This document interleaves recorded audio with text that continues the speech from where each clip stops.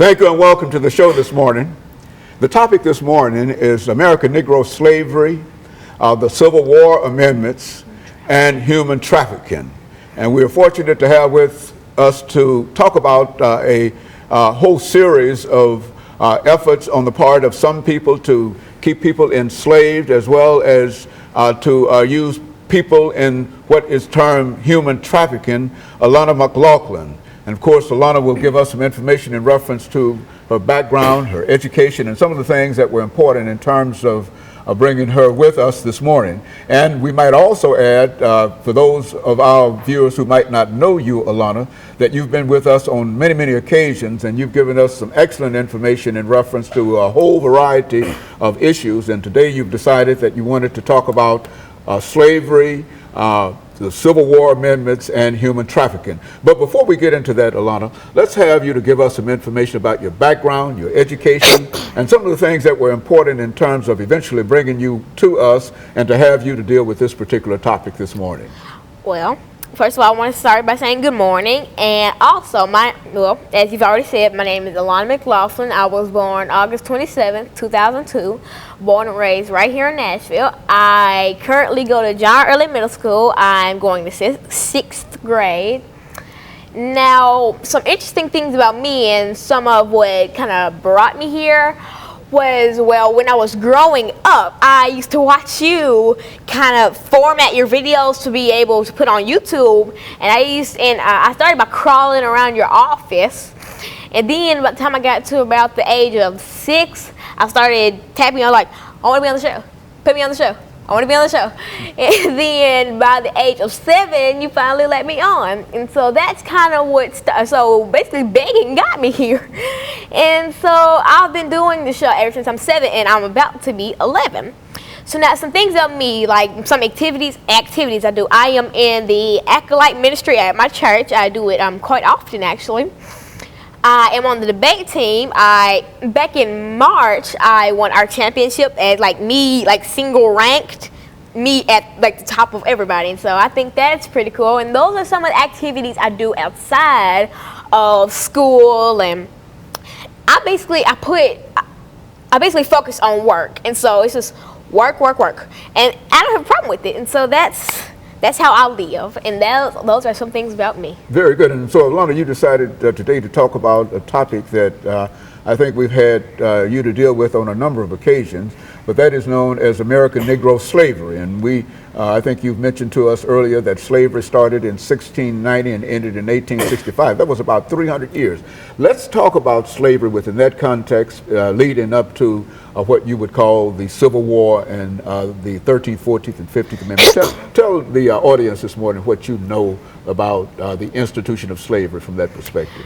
Slavery. When you hear that word, most of you think of Harriet Tubman, Underground Railroads, picking cotton and burning up in the hot sun. But it's much more than that. It's almost like a book almost, but every page is a new aspect.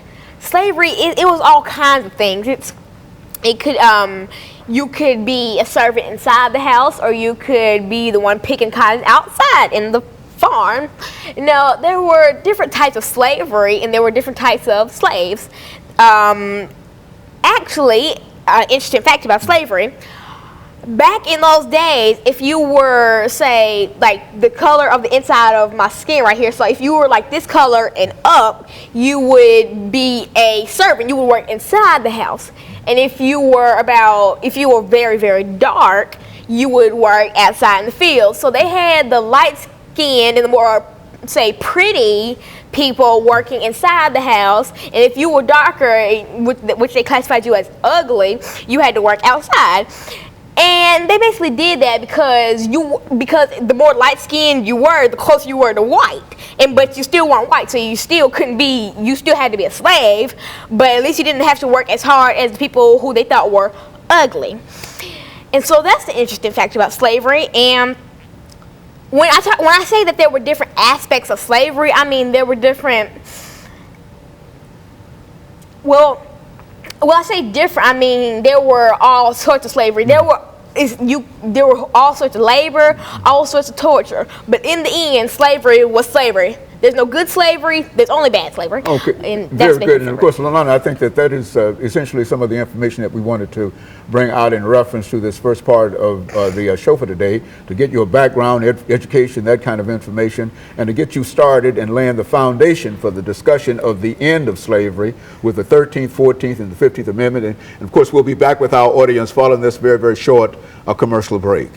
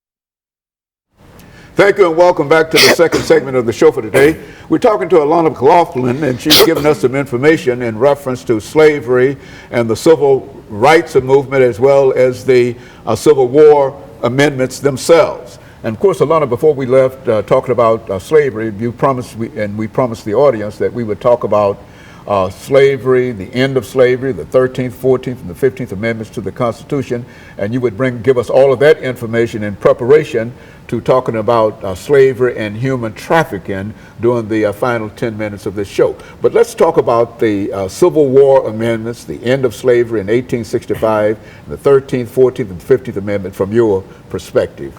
Now, if you're just tuning in, I'm going to give you a short summary of the first segment. I talked about some of my activities in life. My name is Alana McLaughlin. I talked about me, and then I talked about slavery, and I also mentioned the fact that some of the more light-skinned African Americans would work inside the house, and some of the more dark-skinned ones that were classified as ugly had to work in the fields.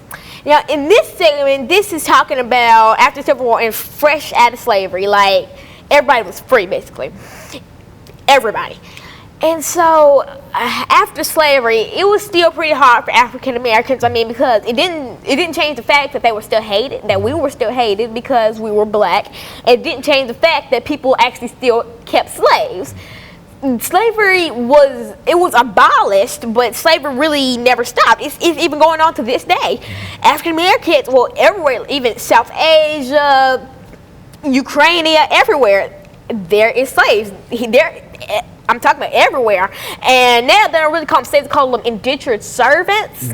And they call it, and that's basically it. Slavery was abolished, but slavery never really stopped. Slavery will go on, and it will go on just like racism or bullying. It can never fully stop. I mean, we can prevent it in some areas, or we can prevent it, we can lower it, but it'll never really stop. I mean, because that's just how the world's gonna be. And so that's why I try to do what I can as a person, and I try to help who I can. I mean, I can't save the world. I mean, I'm 10. I can't even save the U.S. I can't even travel around the U.S. I'm 10.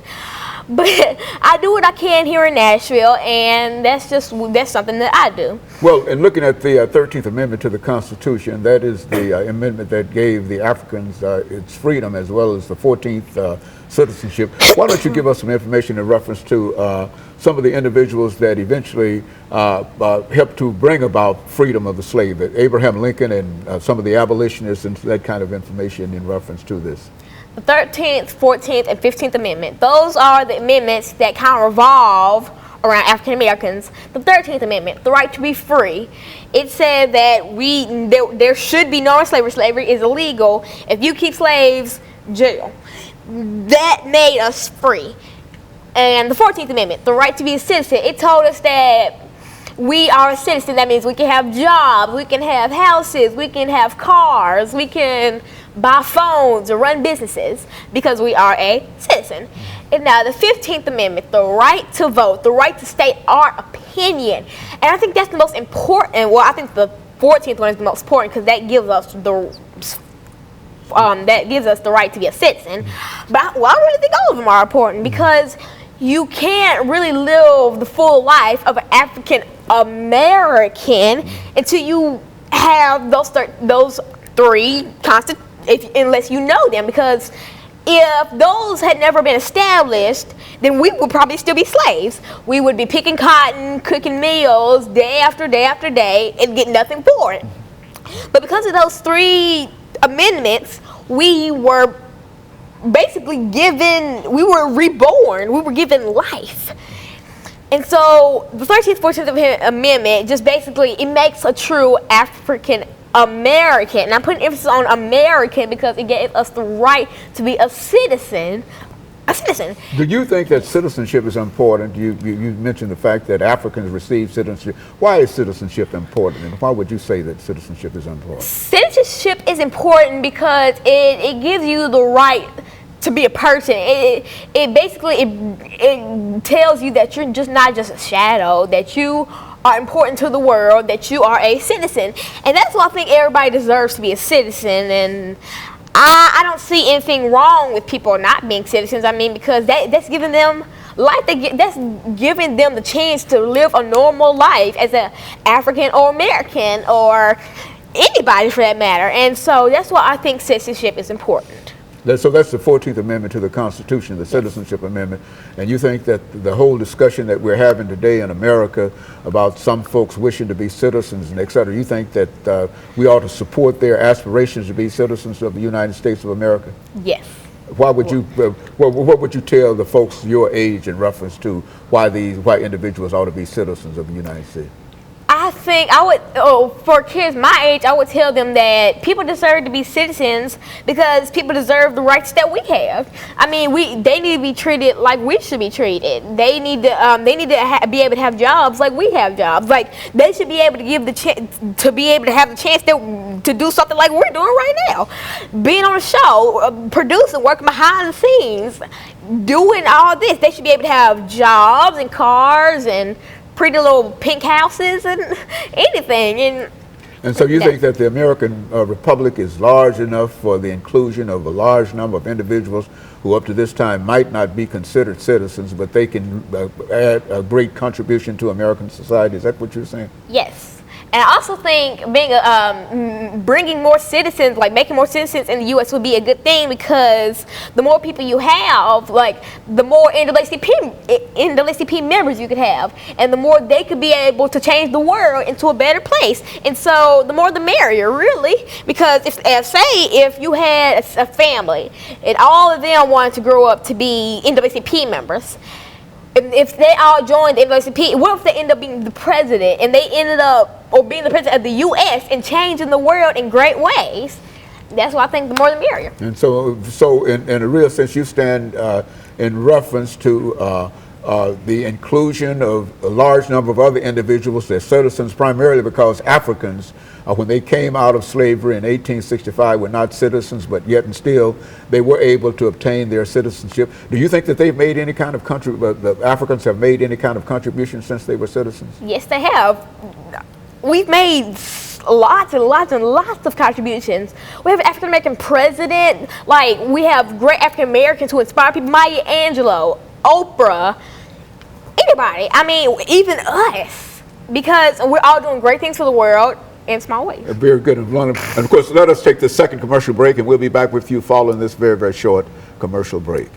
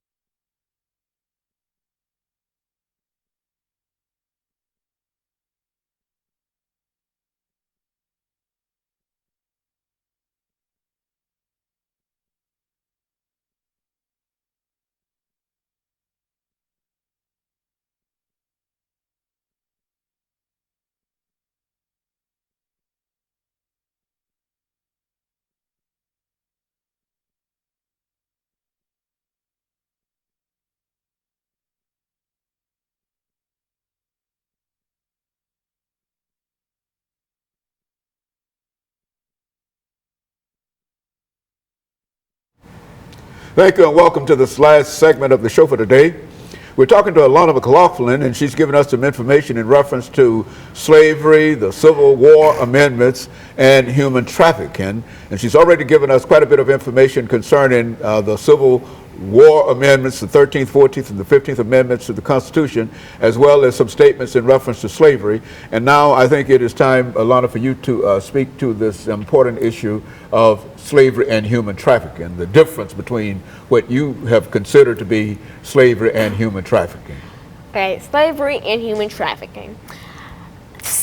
Human trafficking is almost like, okay, say slavery was a genre. Human trafficking would be a subgenre, the genre that was born out of a genre.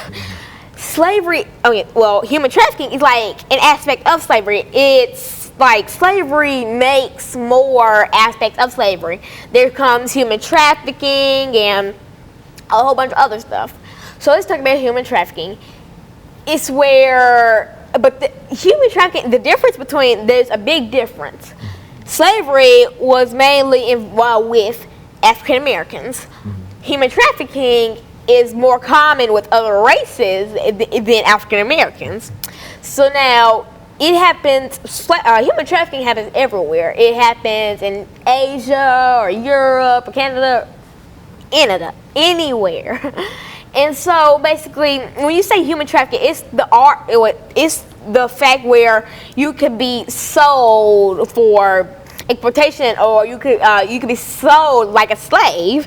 And so it does all things that slavery did, but it's much more gruesome now that they have more now, because back then they had guns and whips and other methods of torture, but nowadays they have even more. So being trafficked is even more painful nowadays because they have more arts of torture, they have more kinds of guns, more kinds of whips, more kinds of everything. And so in a real sense, what you're saying is that human trafficking, and I think you've identified it as being all over the world and et cetera, is the exploitation of people. Is yes. That what you're saying? And I think you gave us at one time some information in reference to substance abuse and drugs and et cetera, that is also a part of human trafficking and somehow keeps people involved, keeps them tied into terrible situations. Is that what we're saying? Yes. Now, prostitution.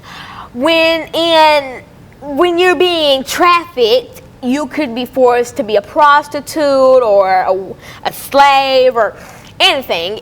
You could be basically anything. You could just be there to be tortured. And I think that's one of the main reasons that there are so much kidnapping nowadays and killing, because you have to be kidnapped to be turned into an indentured slave or a prostitute, because they have to pick you up from where you are and take you somewhere else and put you through all these horrible methods of torture.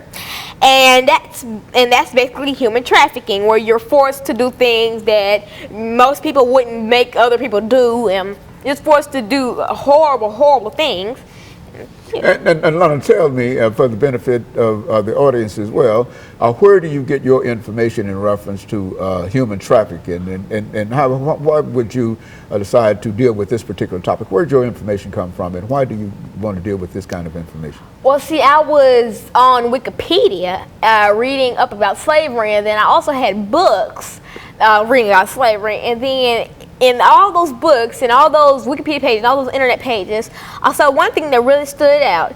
In big letters, it said human trafficking, and it always would reference human trafficking. And so I decided to click on human trafficking and see what this thing was, because I'd heard about it, but I didn't really think much of it because I didn't really know what it was about.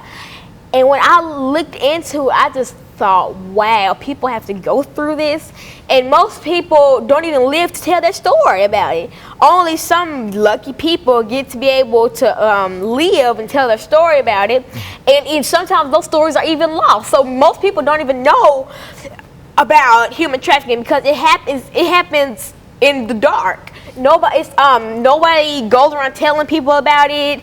You don't see it, but it happens, and so that's why most people don't really know about it. And that's maybe why I don't know about it. And so, in a real sense, that you are now on a campaign, and you've always been on a campaign against slavery, and in favor of emancipation and et cetera, but you're now on a campaign in order to help people who might be caught up in human trafficking. What would you say about a typical person that might be caught up in human trafficking? Who is impacted by this, females or males or what? Who? Mainly females, but then there are also males. I mean, because I don't believe that it would only happen to females. So it happens to everybody, little girls, little boys, grown men, grown women.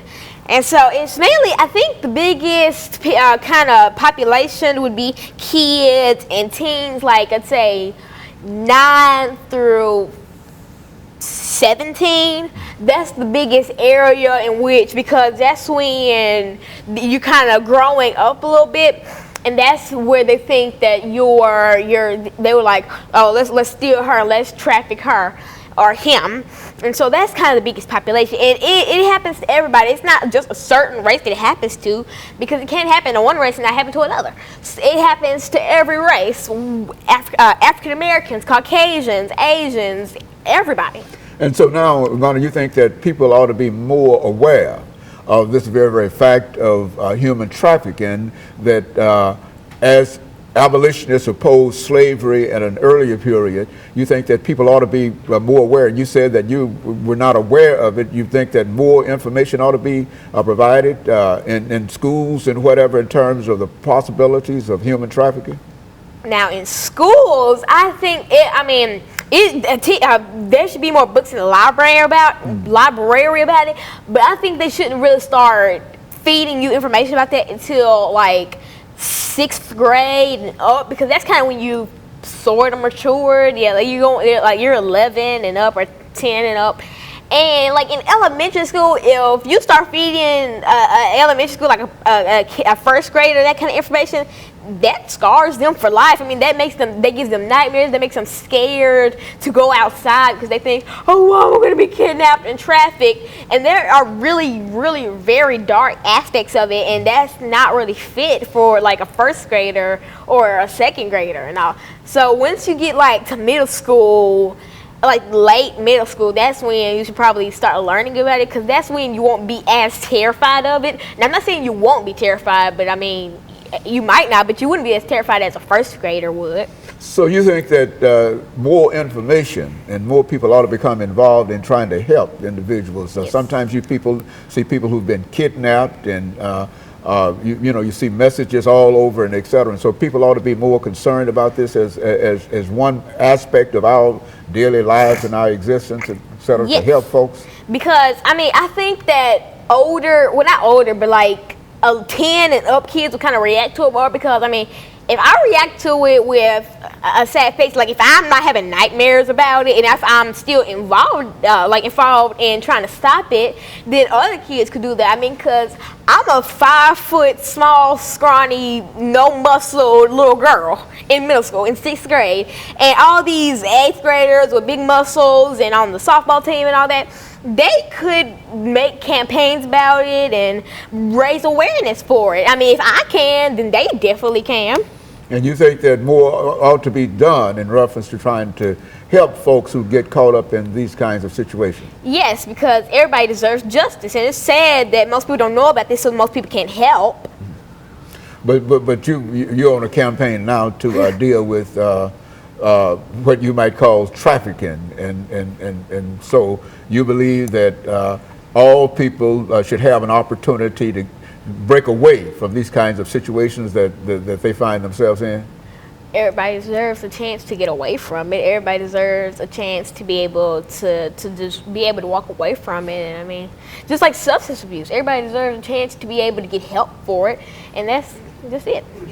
Very good. And of course, Lana, let me thank you during this last few seconds in reference to some of the things that you've talked about, and I think our audience really appreciates the information that you've given us in reference to slavery, human trafficking, and the Civil War amendments, the 13th, 14th, and 15th Amendments to the Constitution.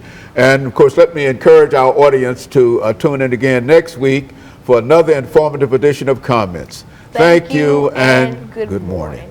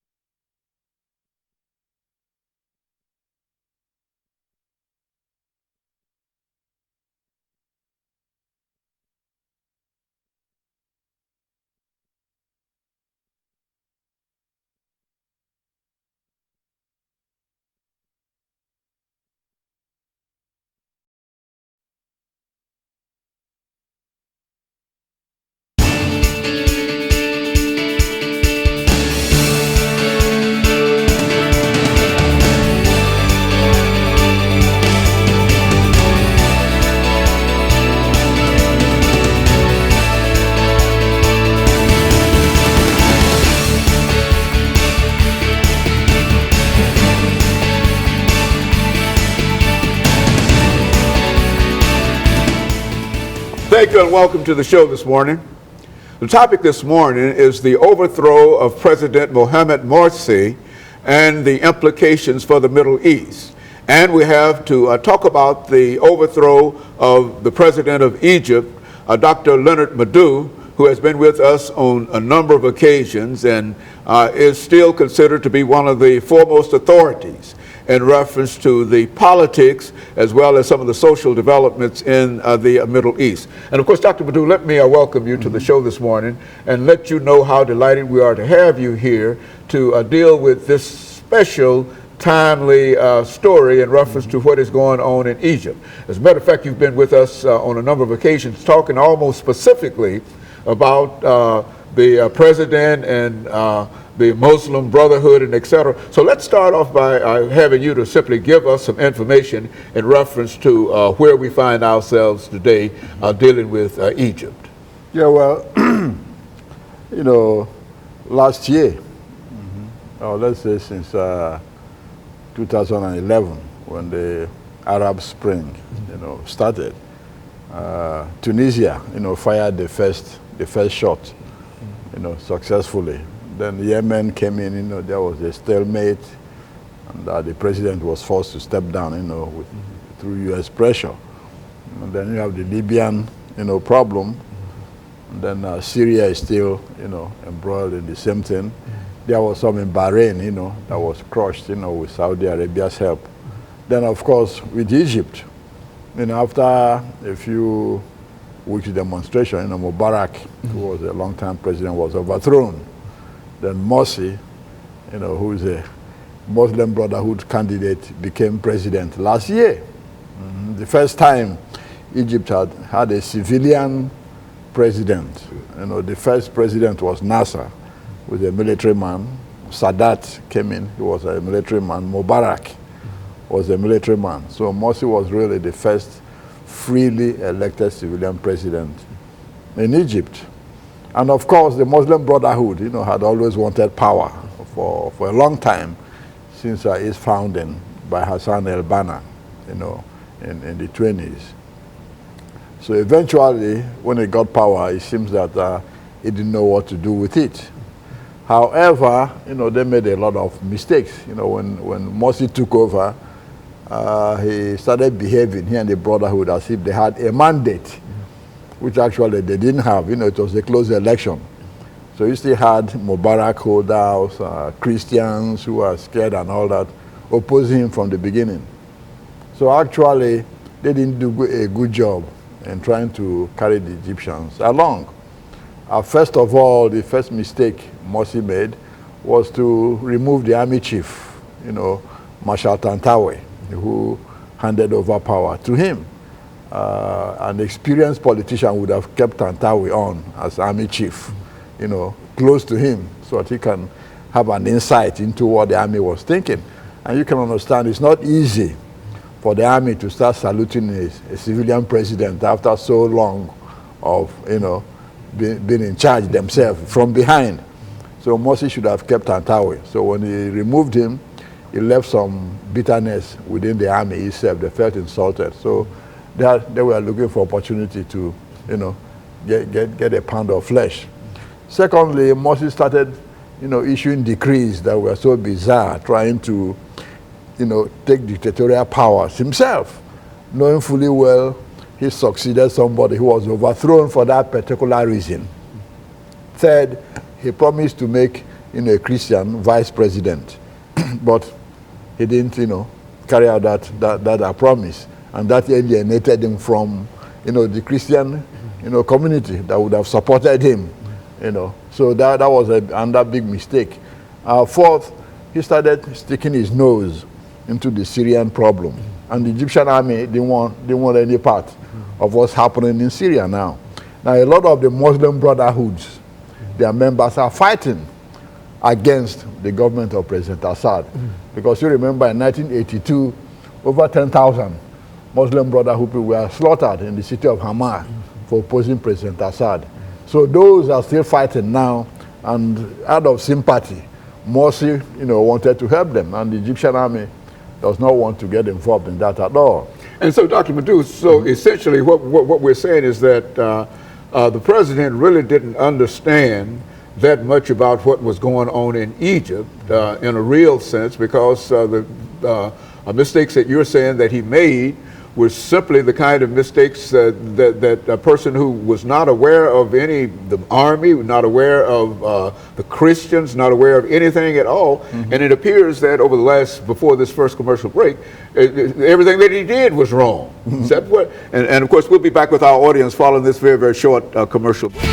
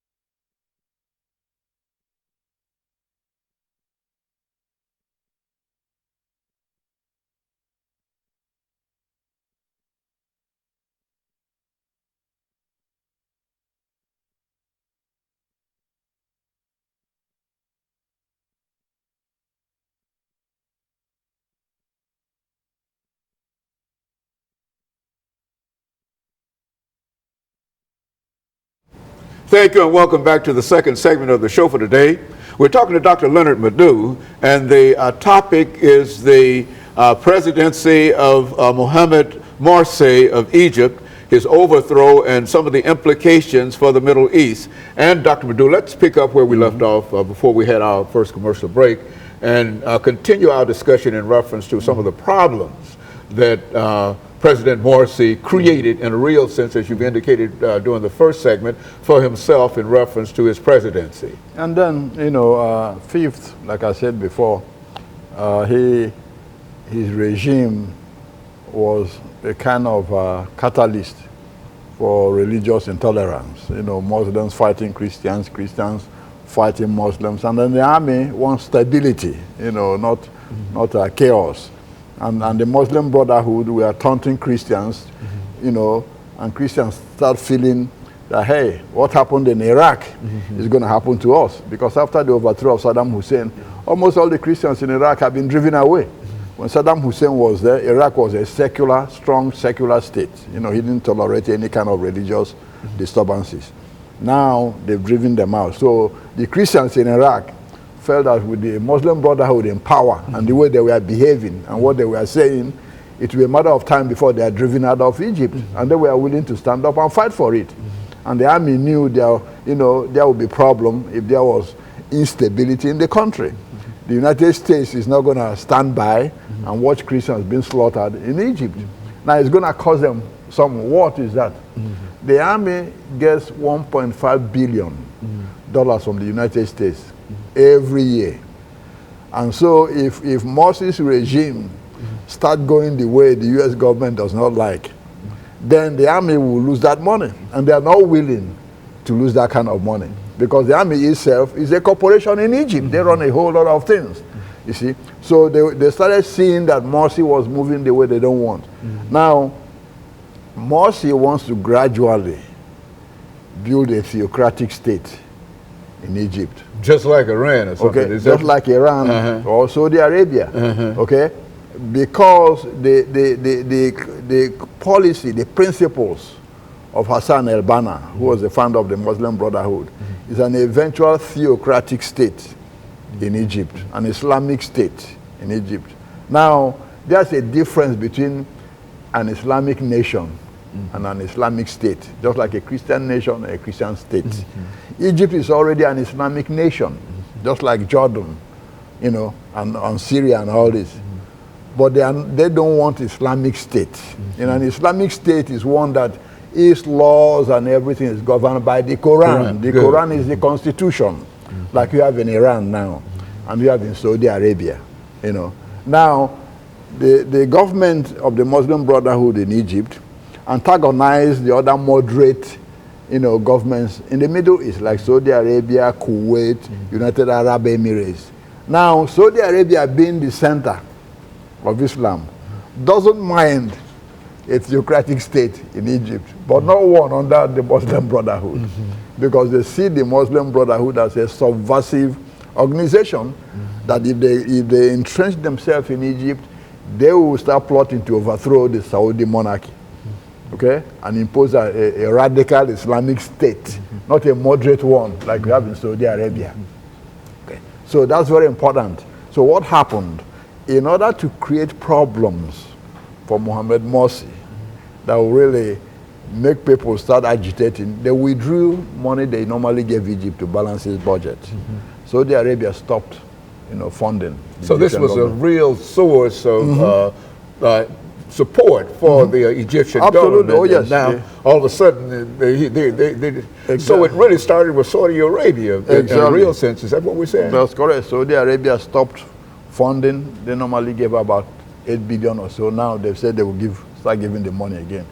Kuwait withdrew. United Arab Emirates withdrew. That's about $12 billion right there that they've said now they were going to give because of the new change in regime. So they were scared of the Muslim Brotherhood, because for long, like I said, the Brotherhood had been seen in most Arab governments as a subversive engine, like Syria, what happened before, and they have their tentacles everywhere.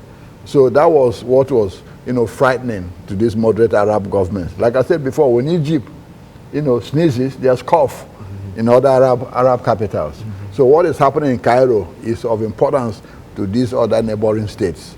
So the Egyptian army was not willing to have a theocratic state, an Islamic state in Egypt anytime soon. Because people are already getting scared. Investors weren't investing because they don't know what's going to happen tomorrow, whether there's going to be riots or strikes or whatever, so they're keeping their money away. Tourists are scared because they've heard of the Christian Muslim riots everywhere. So that's draining the economy. So that was taxing the patience of everybody in Egypt, apart from the Brotherhood themselves, who really knew what they wanted, is to gradually seize power in Egypt and become the sole political party, and there will be no more elections. If you want to participate, you're either a Muslim Brotherhood member or you're out, just like Iran. If you want to run for office now, you got to be part of the Muslim ruling class. Otherwise, you won't be able to run. So Egyptians don't want that. They want a secular, democratic state, even though they're an Islamic nation, because the most important center of learning of Islam in the world is in Egypt, the Al-Azhar University in Cairo. So they have enough of that, but they do not want a government, that would ask women what to wear and what the Quran in reference to all of their activities. Exactly, because now what will happen if you have an Islamic state in Egypt? All the Christians are going to run away, period, because that will force them to follow that rule. Moreover, most of the businesses we call Western style businesses, liquor stores and all this, are run by Christians. All those will be shut down. That's what happened in Iraq. Okay, so that would be a big blow to the Egyptian economy, and the army was watching all this nervously. And if that kind of thing start happening, the United States and Britain and France, Germany, all this will withdraw their economic assistance to Egypt, as well as Saudi Arabia, because they will feel threatened themselves. That is what has happened. And then you throw in the Sunni Shiite problem in the mix, then you have a combustible environment there. And so the Egyptian president just created a lot of problems for himself, and now it's a situation where he's no longer there. And I guess when we come back during this final segment, we'll find out exactly what are the prospects in terms of getting out of the box that he has found himself in. And of course, we'll be back with our audience following this very, very short commercial break.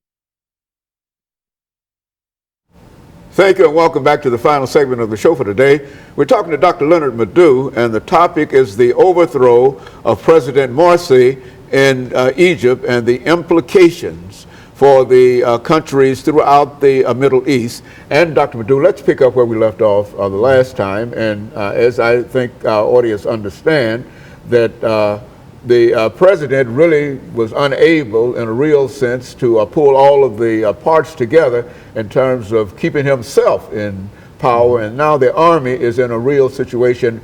Would you say running the country? Is that where we stand now? Well, the army might be running the country, you know, from